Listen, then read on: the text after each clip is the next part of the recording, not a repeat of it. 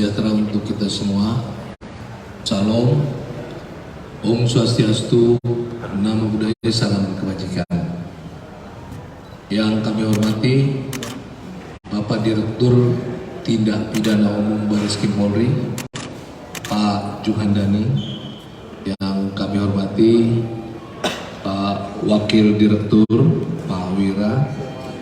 Yang kami hormati Kasubdit dan para penyidik sekalian, serta yang kami hormati dan kami sayangi rekan-rekan media. Hari ini akan kami sampaikan preskon dari Direktorat Tindak Pidana Umum Bareskrim Polri terkait dengan pengungkapan jaringan internasional tindak pidana perdagangan orang. Kasus ini diawali dengan adanya informasi dari Kedutaan Besar di Kamboja terkait adanya tindak pidana perdagangan orang yang mana korbannya adalah warga negara Indonesia. Tentu kasus ini setelah diketahui oleh Polri dalam hal ini Bareskrim Polri, ditindaklanjuti oleh Direktorat Tindak Pidana Umum Bareskrim Polri, yang mana modusnya ini para korban dijanjikan untuk bekerja di luar negeri, yaitu di Kamboja, sebagai telemarketing, scamming, dan operator. Namun operator di perkantoran atau buruh atau komputer, namun pelaksanaannya dipekerjakan sebagai telemarketing, scamming, dan operator di judi online. Tentu setelah didalami pada bulan September, akhir September, telah dilakukan penangkapannya terhadap 3 tersangka, dan kasus ini sudah dilimpahkan, ya. Namun tidak sampai di situ, penyidik terus menelusuri, terus mendalami jaringan selanjutnya. Di bulan Januari, tim juga menangkap, ya, hasil pengembangan yang 3 tersangka tadi telah menangkap 2 lagi tersangka, NU dan AN, yang rekan-rekan lihat di depan, yang tentu posisi atau perannya adalah di atas dari 3 tersangka yang telah ditangkap sebelumnya. Ya. Baiklah rekan-rekan, untuk lebih detail penjelasannya kami mempersilahkan Pak Direktur Tindak Pidana Umum Bareskrim Polri, Pak Brigjen Juhandani. Waktu dan tempat kami persilakan. Terima kasih yang kami hormati Bapak Karopenmas, Brigjen Pol Ahmad Ramadan, rekan-rekan media yang berbahagia. Assalamualaikum warahmatullahi wabarakatuh.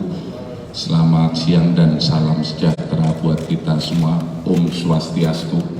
Pada kesempatan siang yang berbahagia ini, kita berkumpul bersama dalam rangka melaksanakan rilis terkait pengungkapan jaringan internasional tindak pidana perdagangan orang atau sering kita sebut dengan TPPO.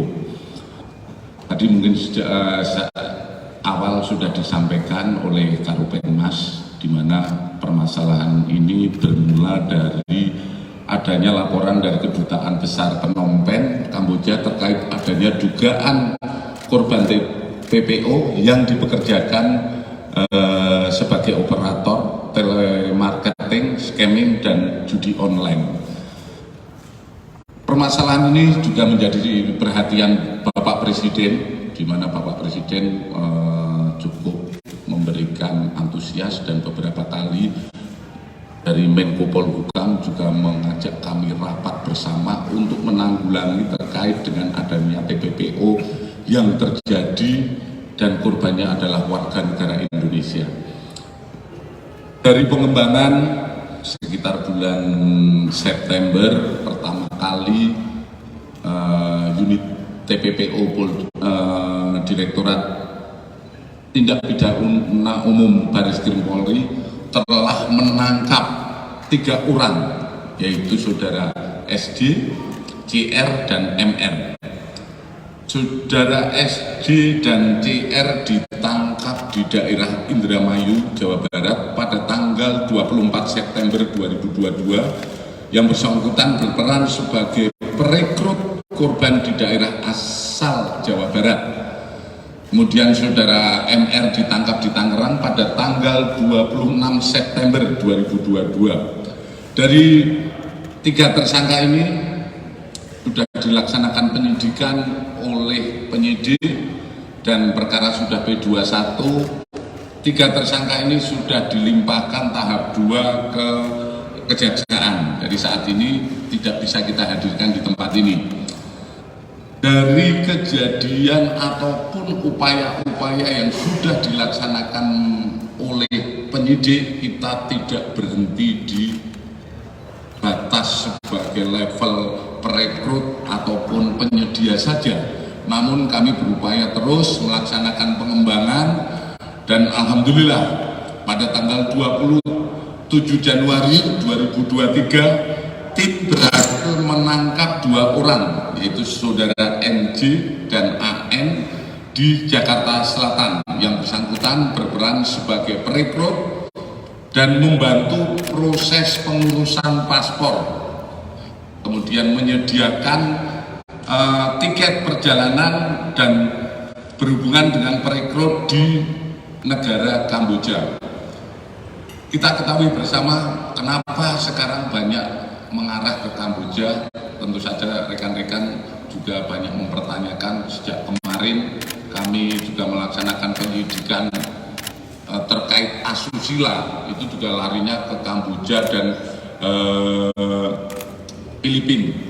Hal ini tidak terlepas dari beberapa server yang ada di Kamboja terkait dengan penegakan hukum di wilayah Republik Indonesia terkait judi online. Oleh karena itu banyak direkrut dan untuk dipekerjakan di sana. Kemudian selanjutnya penyidik telah melakukan penggeledahan di sebuah apartemen milik tersangka dan ditemukan dokumen terkait perekrutan pengiriman pekerja imigran ilegal. Di situ kita mendapatkan 87 buah paspor. Nah, ini tentu saja mereka akan dijadikan ataupun menjadi salah korban.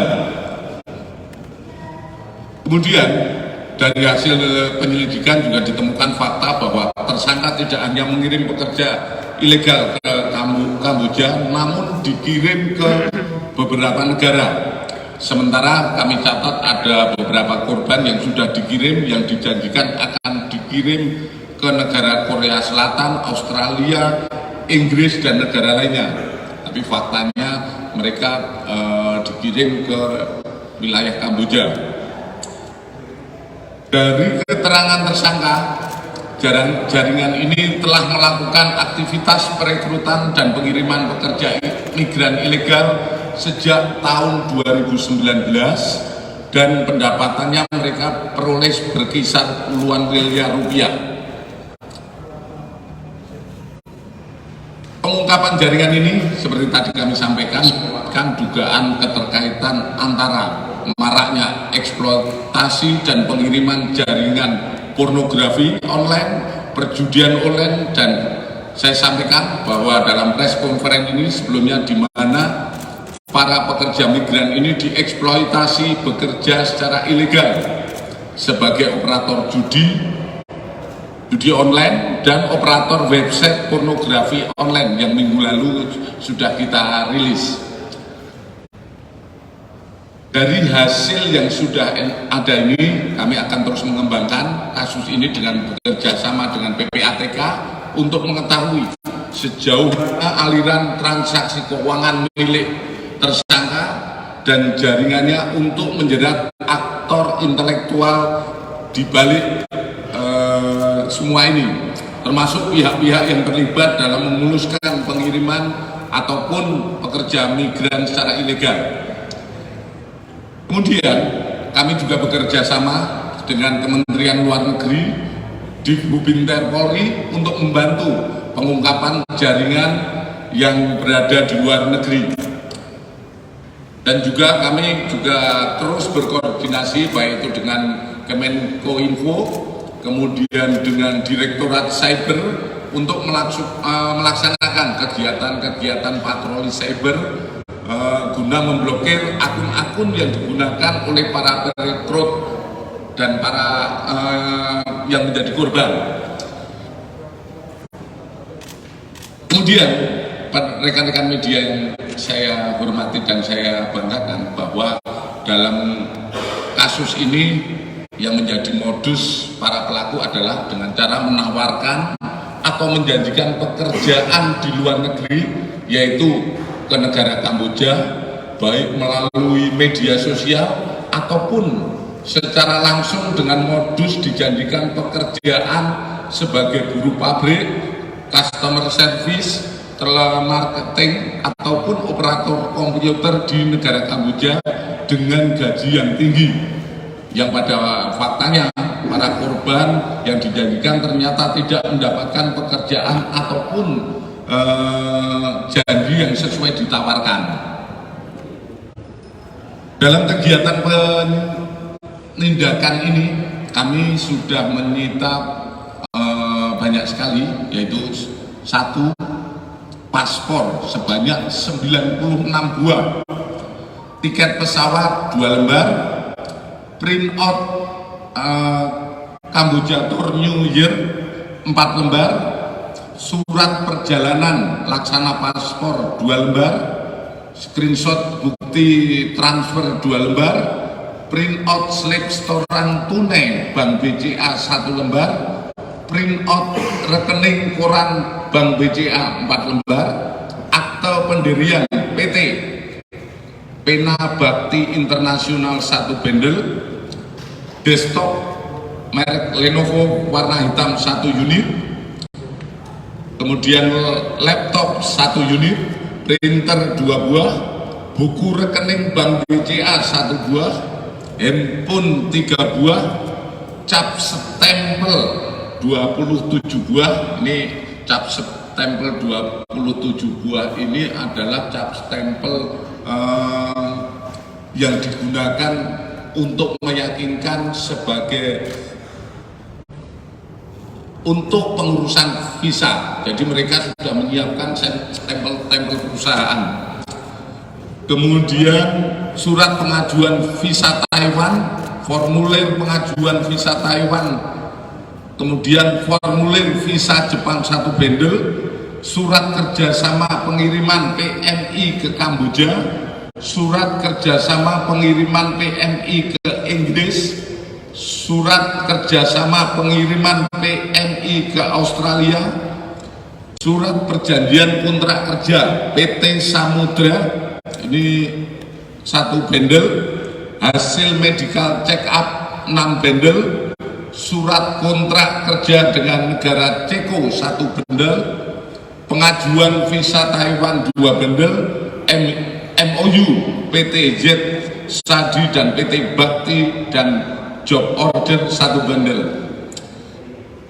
Kemudian kepada tersangka kita kenakan yang pertama adalah pasal 4 Undang-Undang Republik Indonesia nomor 21 tahun 2007 tentang pemberantasan tindak pidana perdagangan orang dengan ancaman maksimal 15 tahun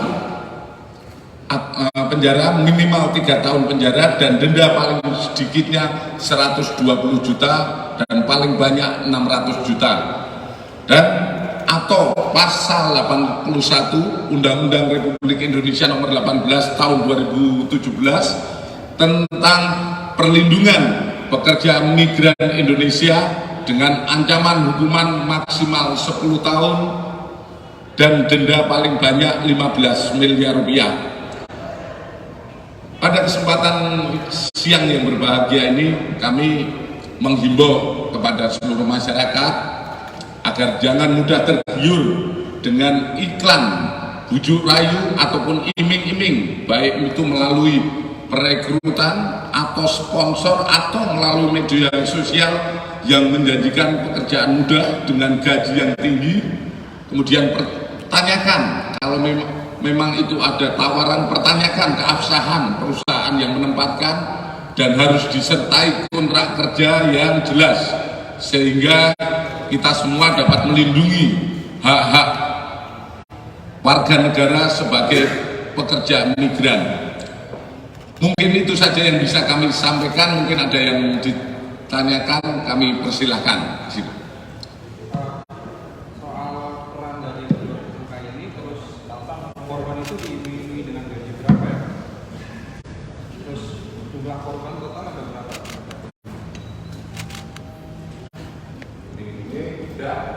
Jumlah korban sama peran.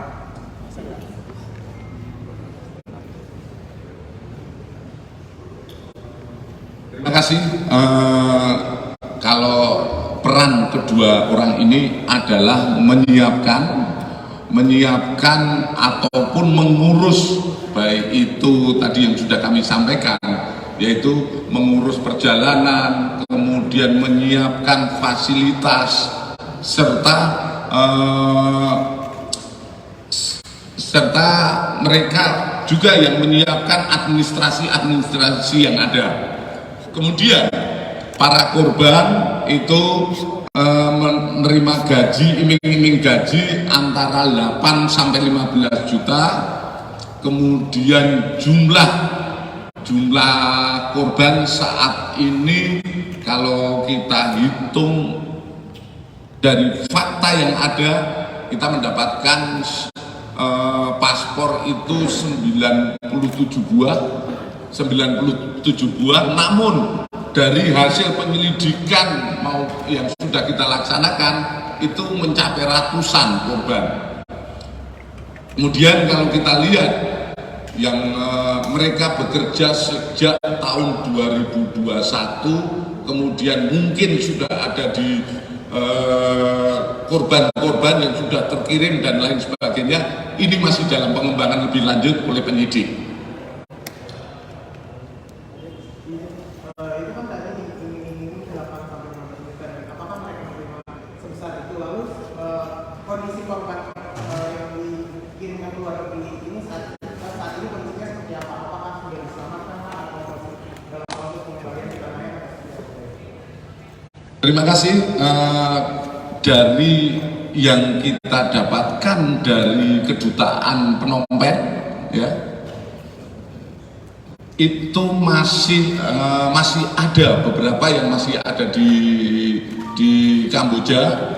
Kita terus berkoordinasi dengan kejaksaan dan maksud kami dengan kedutaan. Kemudian dari iming-iming yang ada ini rata-rata tidak terpenuhi sesuai janjinya.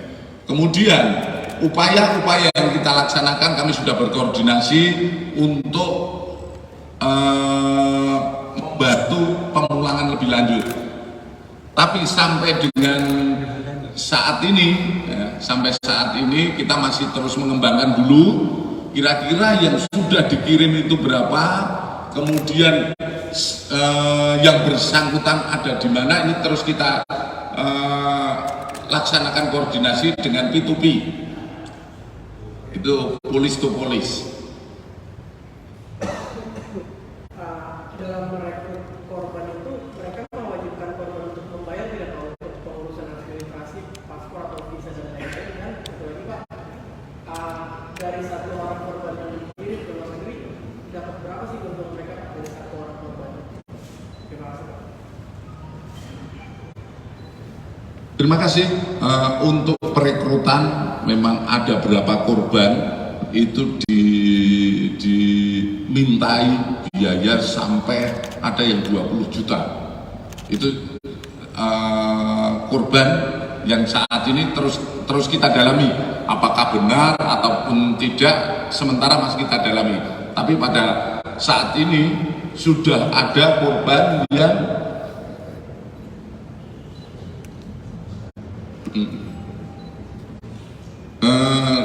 ada yang sudah membayar sampai 20 juta, kemudian ada juga mereka tidak membayar, tapi dipotong komisi dari pembayaran. Itu modus-modus yang mereka lakukan. Mungkin itu. Sampai tadi Pak, dari satu korban kira-kira keuntungan yang didapat berapa dari pembeli atau orang yang Kalau lihat keuntungan jelas masing-masing bisa dari satu korban aja tadi kita sampaikan, dari satu korban dimintain 20, berarti itu adalah keuntungan mereka. Keuntungan mereka membayar 20 juta tersebut, itu keuntungan bagi para pelaku. Mungkin ada dua Pak. Yang pertama, profil mungkin boleh dibuka sedikit, kan sasarannya sosial media. Itu apakah ada umur tertentu, rentang umur yang memang jadi sasaran utama seperti itu, atau mungkin profil khusus, atau yang kedua, dan yang kedua kan di sini ada surat izin Jepang, lalu ada surat izin juga keluar negeri. Nah, apakah ada indikasi kalau instansi-instansi yang mengeluarkan surat ini juga ikut andil di dalam TPPO ini? Terima kasih Pak. Terima kasih. Sementara kalau kita melihat usia ataupun yang direkrut antara usia antara 20 sampai dengan 40 tahun. 20 sampai 40 tahun, karena itu menyangkut pengurusan paspor dan lain sebagainya. Jadi usia juga mereka membatasi semacam itu. Kemudian apakah ada yang terlibat ataupun menjadi membantu melaksanakan terkait perekrutan ini, tentu saja saat ini penyidik sedang melaksanakan pendalaman lebih lanjut. Kita berharap perkara ini bisa diusut sampai tuntas, sampai akar-akarnya, sehingga apa yang kita laksanakan dalam menjaga masyarakat kita untuk tidak menjadi korban TPPO semacam ini. Terima kasih. Pak, izin Pak. Satu lagi. Pak, tadi diimbau agar masyarakat lebih berhati-hati untuk menanyakan keabsahan dokumen-dokumennya. Sementara barang buktinya juga sudah banyak dokumen yang disediakan di tempat barang bukti ini. Imbauan apa lagi Pak yang bisa lebih efektif untuk memperingatkan masyarakat itu Pak?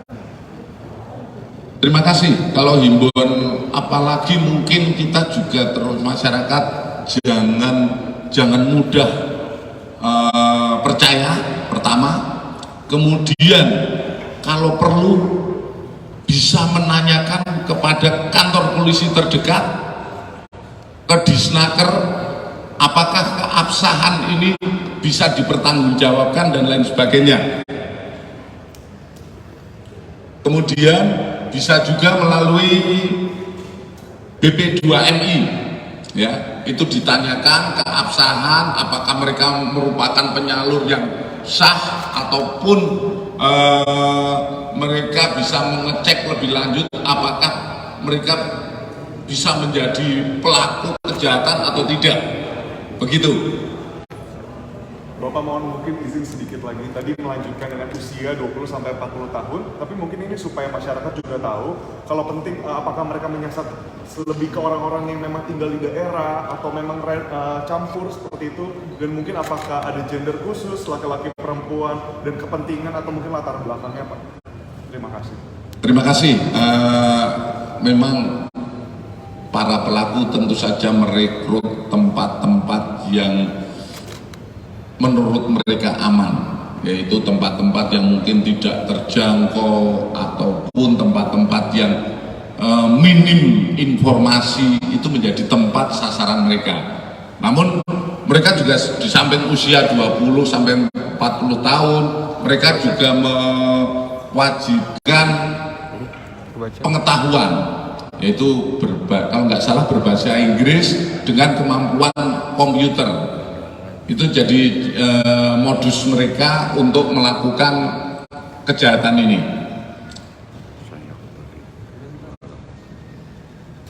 Oke?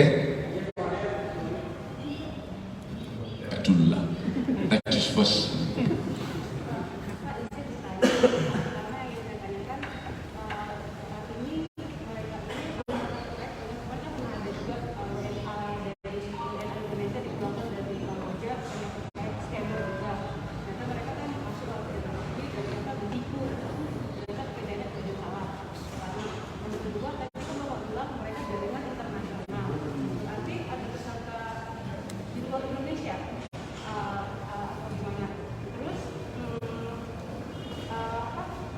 Tadi Bapak juga sempat bilang, minta tolong dielaborasi lagi bahwa kenapa banyak yang ke Kamboja, karena ada server dari kejahatan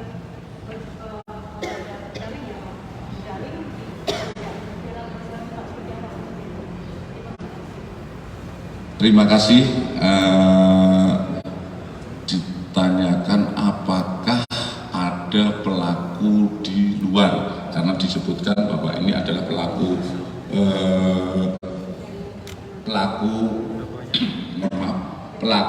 jaringan internasional. Kami dalam proses penyidikan ini juga mendapatkan beberapa yang kami duga sebagai pelaku juga yang memang berada di luar negeri. Hal ini dapat kami ketahui dengan adanya beberapa kerjasama dengan perusahaan-perusahaan di luar negeri.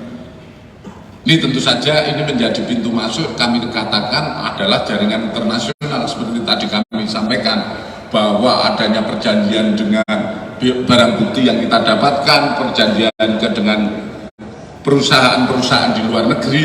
Ini tentu saja kita akan pendalaman ataupun penyidikan lebih lanjut. Untuk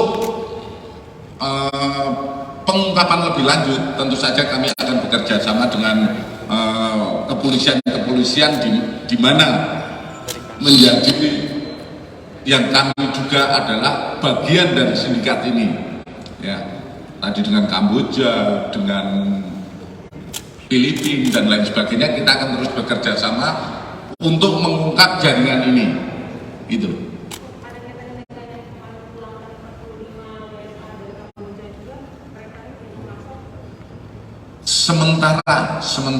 Sementara ini belum ada kaitannya, karena ini kita mengambil perkara-perkara yang memang saat itu bisa kita ungkap. Namun apa yang kemarin ada pemulangan dan lain sebagainya, ini menjadi bahan penyelidikan kami, apakah ini berkaitan dengan yang sudah kita tangkap ini atau tidak.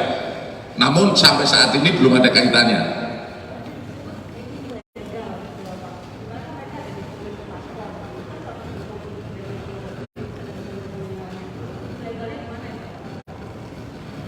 Ilegalnya, ya, ini para korban masuk keluar negeri itu tidak melalui prosedur yang sudah ditentukan. Pertama, yang kedua, mereka tidak melalui proses perekrutan, baik yang di situ ada pelatihan dan lain sebagainya. Di situ para pelaku ini juga mempekerjakan di luar yang dijanjikan sesuai dengan yang dijanjikan di kontrak dan lain sebagainya, sehingga mereka ini kita katakan korban dari sebuah perdagangan orang yang ilegal. Kemudian dalam lebih lanjut, visanya adalah visa kunjungan, visa wisata yang dilakukan. Oke?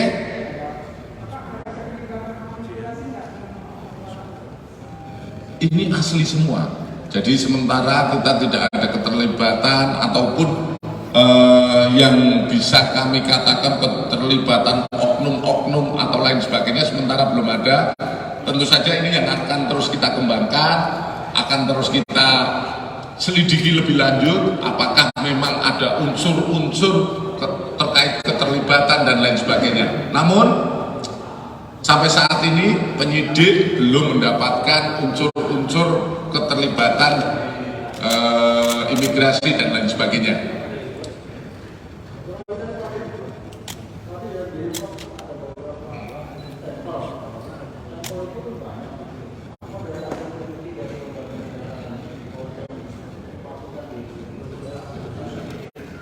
Ini adalah stempel perusahaan. Yang dibuat adalah stempel perusahaan, baik itu perusahaan dan saya yakini bahwa sebagian dari stempel ini adalah stempel palsu yang merupakan digunakan untuk modus mereka saja. Cukup dong.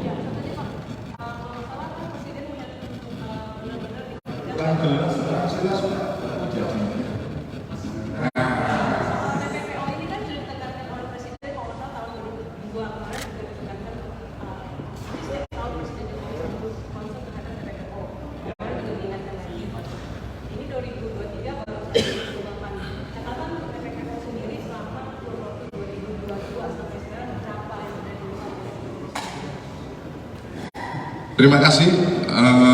Terkait dengan berbagai kebijakan ataupun yang menjadi perhatian Bapak Presiden, tentu saja kami kepolisian terus berbuat semaksimal mungkin, dan tercatat